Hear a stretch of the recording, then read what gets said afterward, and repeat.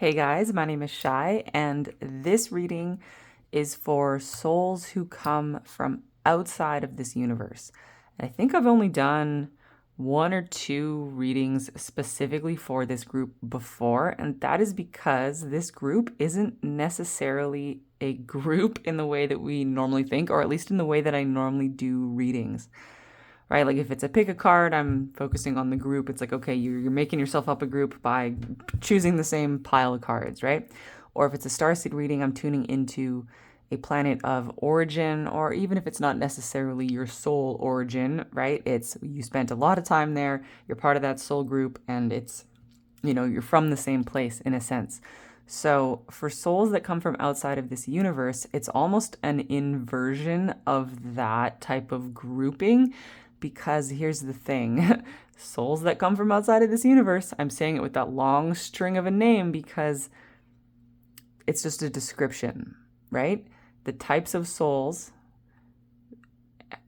and like where you come from and how you got here and what you're like. It can be almost anything. It can be literally anything, right? If you come from outside of this universe, there's infinite diversity of what your situation is beyond this universe, right? And there's lots of different energies here. So what we all have in common as souls that come from outside of this universe is actually what we have in common here, inside of this universe. We come in from this huge, different, diverse, who knows, infinite possibility. And we come into this universe and then we meet on the inside. We're here meeting on the inside. And even that is even part of the message here, because that is part of, and I mean, anything I say in this video, it's every single thing is just the tiniest little slice, the tiniest little slice, the tiniest little slice. I can only possibly highlight the tiniest little slices of things because this is such a, there's just so much here, right? Anyway, so we come into this universe and we meet inside of this universe and we form these bonds, right? We form sometimes conflicts, right? We form bonds through love and war, essentially, right? Through conflict and through connection, because conflict is also connecting. So through conflict and through intimacy, this is how we form these bonds or these connections inside of this universe. And beings or souls or energies or frequencies that had no way of truly interfacing or truly connecting outside of this universe, we can do that here, and we can find our common ground in our similarities and create new group identities and new individual identities, right? But here there's kind of like a grouping theme going on. We do that inside of this universe. And so big theme of finding that common ground, right? And coming into this universe to bond and connect and find common ground. That is the initial thing going on here.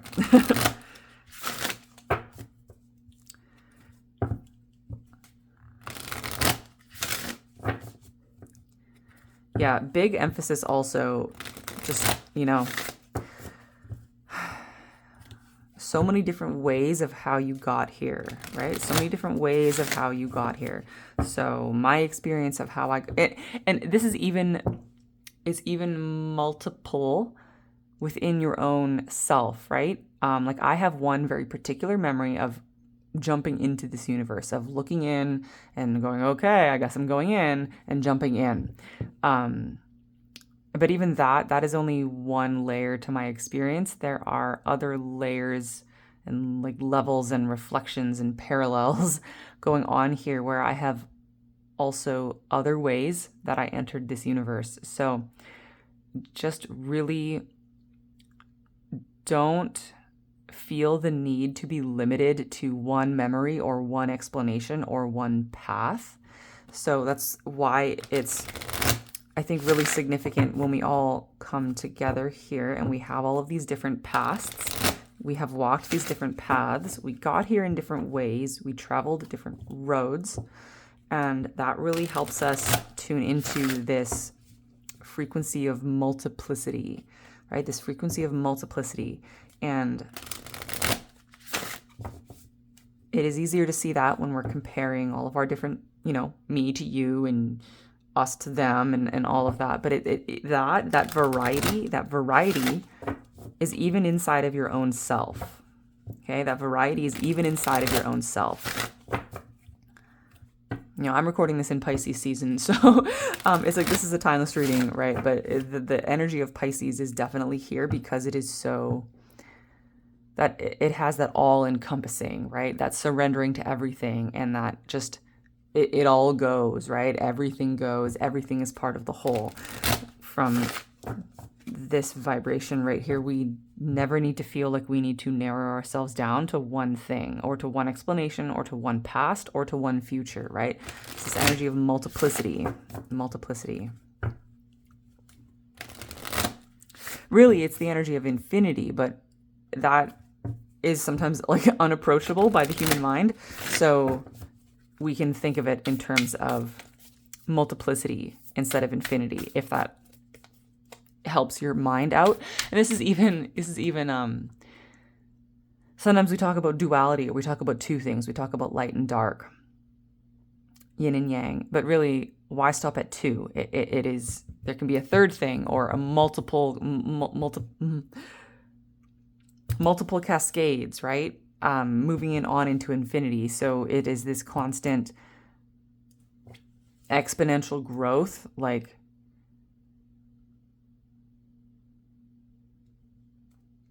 there's different sequences of numbers. I'm seeing different sequences of numbers in my head.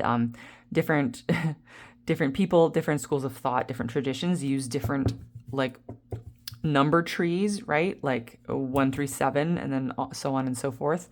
There are different ways of looking at how the expansion goes. Some people just double, right? 1 to 2 to 4 to 6 to 8, and the doubling like that. Different ways of going through that growth. Those are different paths. Those are different expansive pathways. And again, you don't need to feel like you need to commit to one of those paths. Okay, here we have consistency, persistence, patience, the long game. Okay, this card is gentle force.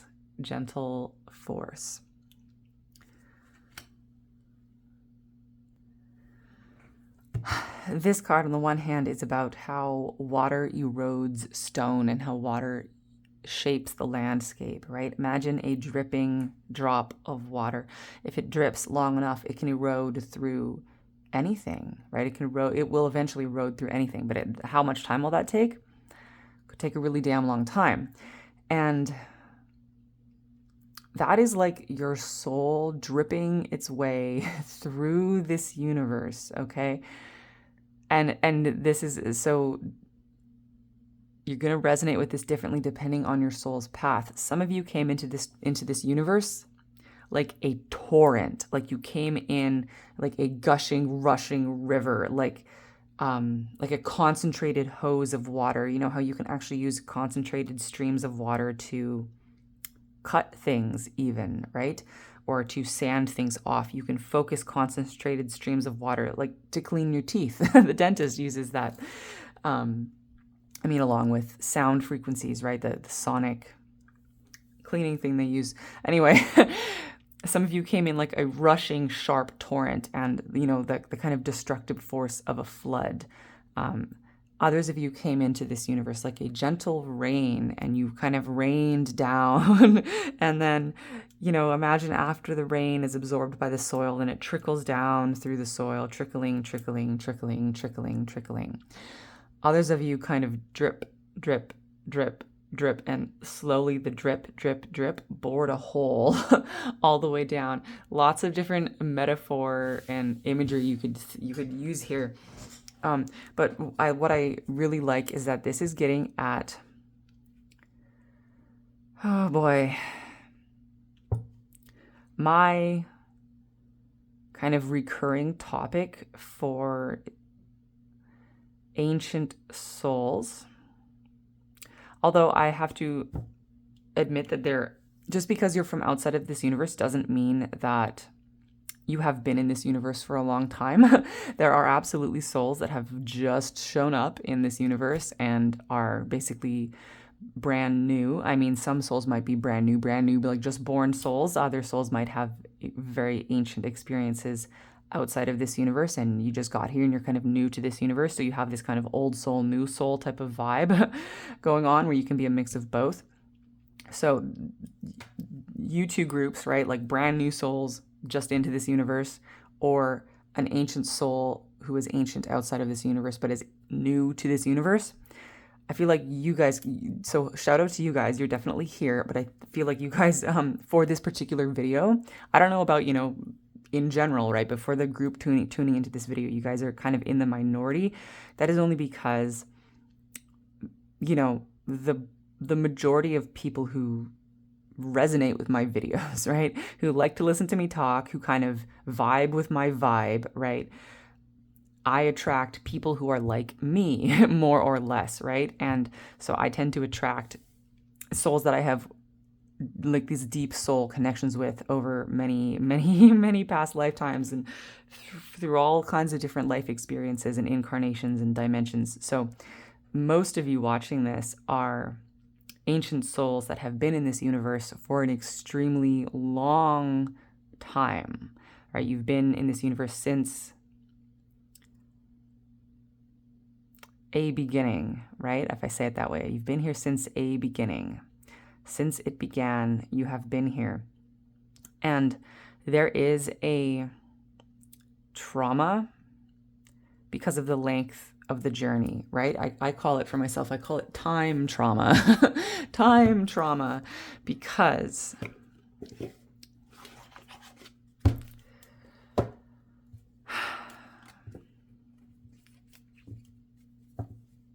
it's just been so damn long, and you've accumulated so much experience.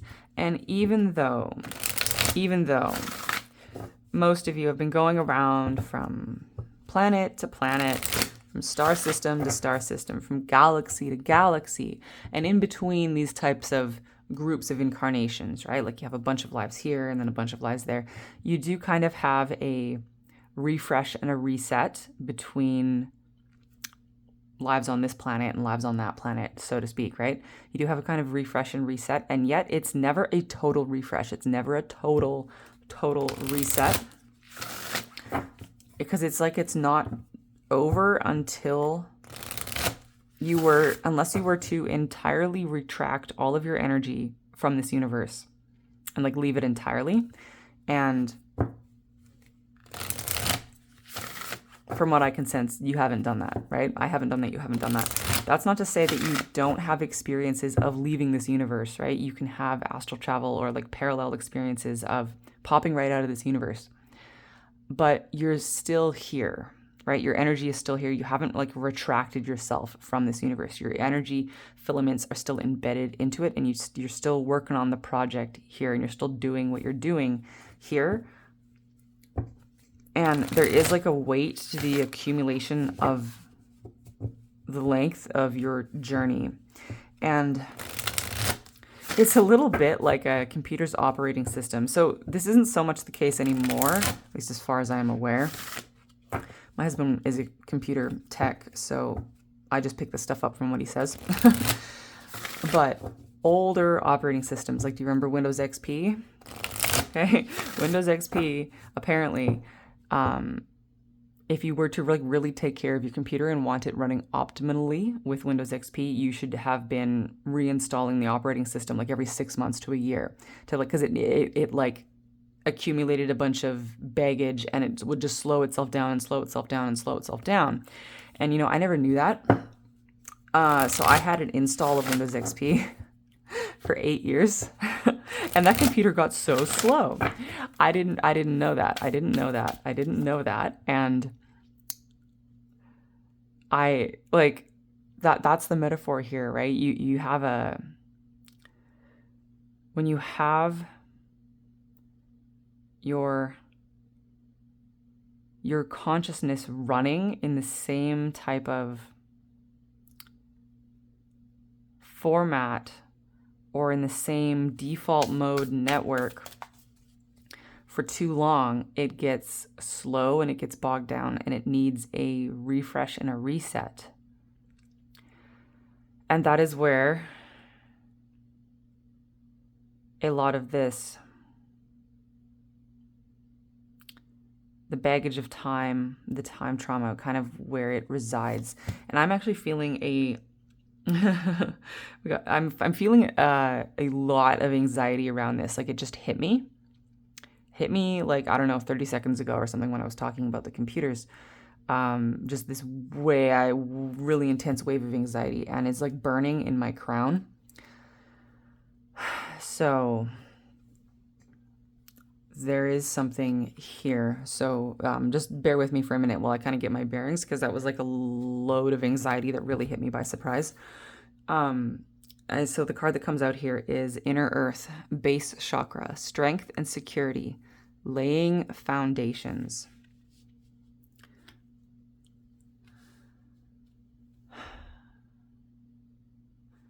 That was also strange. I just looked at the clock. It was 16:16, like on the timer. And do you ever have one of those moments where you look at the clock and you're looking at the second and you kind of wonder, did the clock just break? Because I've been looking at the second it's been like 10 seconds, right? Do you ever feel like time goes weird like that? That's what just happened to me. So I don't know if the timer was lagging or something, but I looked at 16:16 for what felt like an extremely long time. And so I have to just dive in and like just really kind of randomly explore this time situation, because I've been thinking about this on multiple levels, about how sometimes for me, a week goes by so fast, it feels like a day. Sometimes for me, a week is like a day. But then in other times, sometimes a day is so long, it feels like a whole week. And that type of fluctuations of how time seems to you, right? How quickly does time seem to be moving, and does it fluctuate, and does it change? And what my guides were kind of showing me the other day is however you personally experience time, that's not necessarily how other people experience it. Other people are having completely different experiences of time, right? So for me, if I'm sitting there going, wow, a week is like nothing. A week is literally nothing. A week just blips by, and I can hardly keep track of like literally anything that happens in a week. A week is nothing. A week is like a day. A week is like an hour to me sometimes. That's how it feels to me sometimes. Other people, for them, like that week could have taken forever, could have felt like forever. It could feel like a million lifetimes have passed in that one singular week. So the point is that, there's something interesting about if you can imagine what it might be like just try for a minute, just kind of sit down and wonder for a few moments how other people might be experiencing time. And it's really interesting because we can try to describe to each other how time feels to us, but how accurate is that communication ever? I do wonder about that. Do we ever really accurately communicate how time feels to us, to someone else? Do we ever really understand how time flows for someone else? Wheel of Fortune, but upside down. But isn't this interesting? Because when the Wheel of Fortune comes out in reverse, it's like the same, right? What does it matter if the wheel is upside down or right side up? It's a wheel. It's circular. And it's always turning, right? Wheel in the sky keeps on turning.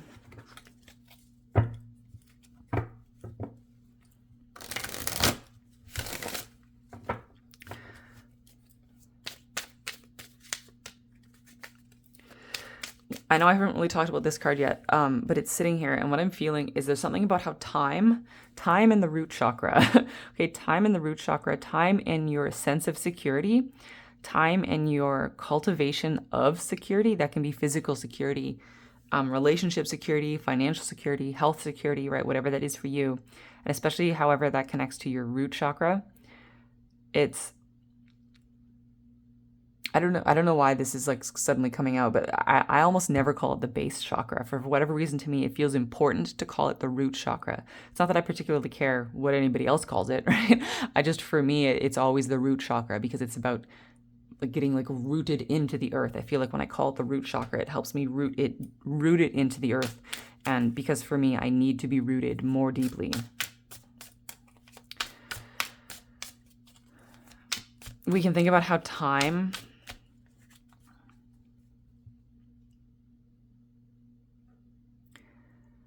So zeroing in for just a minute on a very human topic, how might your perception of time be messing up your ability? Here's the thing, it's less about your ability to create security and more about your perception of your ability to create security. Because I feel like we might be feeling like, oh, this is taking so long. Why haven't I done this 10 years ago? Why am I still struggling with this? Blah, blah, blah, blah, right? Why is this taking so long? When's it going to come through?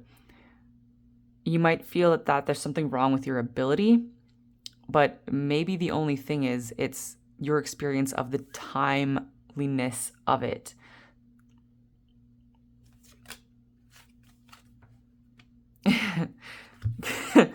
Queen of Discs here, Queen of Pentacles here, we have this pregnant woman, right? I've never been pregnant, but I can imagine that if I were pregnant, I would be very impatient to have that done with, right? But at the same time, possibly trying to savor the experience, but also wanting it to be done, right? That's how I would imagine being pregnant. But obviously, there's nothing you can do to rush the process. It's happening outside of your control, and that baby is growing inside of you. Like it or not, here it comes, and it's on its own time, and there's nothing you can do about that time. It's happening, it's growing outside of your control. Even if it's growing inside of you, it's still growing outside of your control. You might be the vessel, you might be the bearer of the womb, right? You might be the one growing this inside of yourself, but you can't actually control how long it takes to grow, and you can't actually control when it shows up. It's like that with this. Then we get the Queen of Swords, independence. Isn't that really interesting to have the Queen of Discs, Queen of Pentacles showing up as this pregnant woman, and then the Queen of Swords, who is the least motherly of all of the queens, right? Showing up with her sword of no, and the sword that divides and the sword that separates, but that is also the sword that defends and protects. Here she is, showing her leg, and she's got this tattoo on her leg, right? Oh, but look. Is it the same woman? Is this the same woman? Look at her hair. Look at her hair. It's the same pink hair and blue hair. Pink hair and blue hair. That's really funny because at this moment, I actually have pink and blue hair. But yeah, so these are both you, right? Sorry, I just whacked the camera. These are both you. These are both you. You are both of these people, right? The parent, the builder, the patient supporter, and who waits on the perfect timing that is outside of your control. And you are also the one who can assert themselves. You can assert yourself. You set your boundaries. You carve away what needs to be carved away. And you say no when you need to say no. And you say, do it now when it needs to be done now. So there's this balancing of these energies. That is a big, man, around the time I'm filming this, that is a big thing because we have a lot of Pisces energy and a lot of Aries energy going on. And that creates this really kind of like, I'm experiencing it in a pretty good, positive way, but there is a tension and a friction to this because it's a push-pull between the Pisces, the water, and the surrender and the flow and the passivity, with the Aries, which is that fiery, passion, active force. And it's this push-pull between do and wait, this push-pull between act and surrender, and force and flow, this push-pull, push-pull, this back and forth. And it's becoming clear. I mean, even though sometimes this makes you feel kind of crazy, the push-pull, push-pull, push-pull, what we're really doing is trying to find the equilibrium here trying to find the equilibrium between these two forces that seem to be at odds, seem to be tense, seem to be friction, but really, when we master this, we will have rediscovered, because this is something that we knew and that we have lost track of in our travels, right? We will rediscover that equilibrium between the push and the pull. And that is where so much potential energy lies. I don't even know how to describe it. There is like an energy well between the push and the pull. When you click into equilibrium and you discover the energy well between the push and the pull,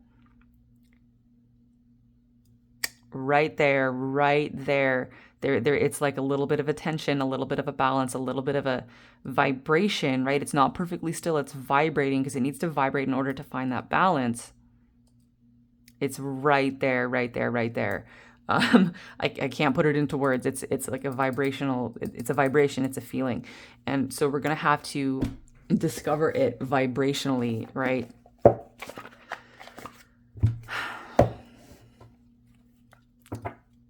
This is part of what you have been creating, discovering, seeking, destroying, rediscovering, recreating, and seeking and stabilizing throughout the long soul's journey that you have been on. What if when you entered into this universe, you had a task, a goal, a mission, a quest, a hope, an intention to do this thing, to create this thing, to discover this thing, to make this thing be, to stabilize and anchor this force into this universe and into yourself.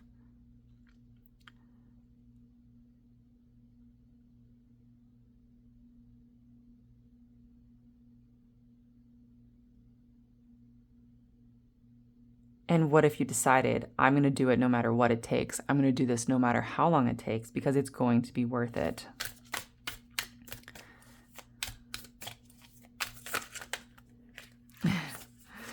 Ace of Pentacles. That intention to have that new beginning, that intention to create something that has never materialized before, right? That intention to manifest something to materialize something that has never been here before. The intention to materialize something that has never been here before. That's how I want to put that. Innocence of Wands. Okay, so Page of Wands, that grabbing of your magic wand to create with that kinetic energy. And the Four of Wands, Ace of Swords. Whoa, okay, so Queen of Pentacles, Ace of Pentacles, right? Queen of Swords, Ace of Swords. You know, I want to switch that. That feels good. Do you feel that when it's like they needed to exchange that energy? They needed to exchange that energy, and they needed to have both energies here. Like, it's like making an X or making a cross. Because if you have all of the earth energy on one side and then all of this air energy on the other side, everything's polarized. It's not in balance. These two queens, the earth queen and the air queen here, right? They needed to exchange tools. I almost said exchange weapons. So, I mean, the sword is a weapon, but tools, right?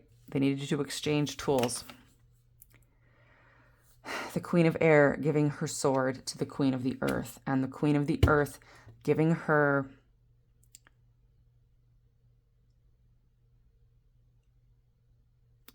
like her material womb, giving her the ability to materialize. I'm almost thinking of this as like a printer, right? Like a printer, something that actually prints something. It takes data. Like, what is it? Think about computers again. And guys, I don't know why I'm getting like a lot of anxiety every time I like take this and start thinking about like giving a computer analogy, and it's just because those analogies are coming out. I'm getting like a ton of anxiety. I'm not entirely sure where that's coming from. Maybe somebody watching this is working through fears surrounding technology. I'm not sure. But anyway, what does a printer do, right? It takes something that only exists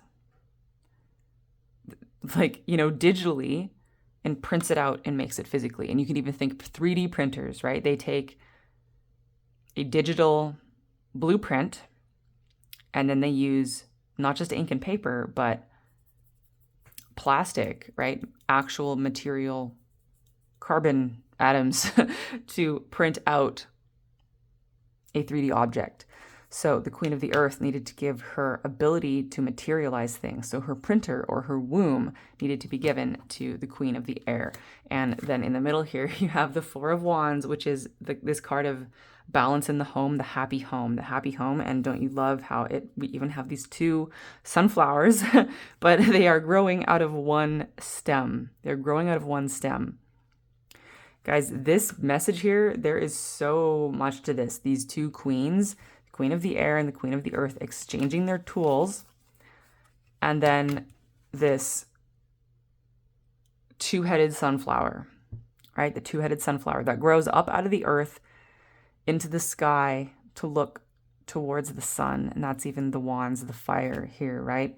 These two sunflowers, these two queens with connected at the base, connected at the root. Same stem, right? Same stem.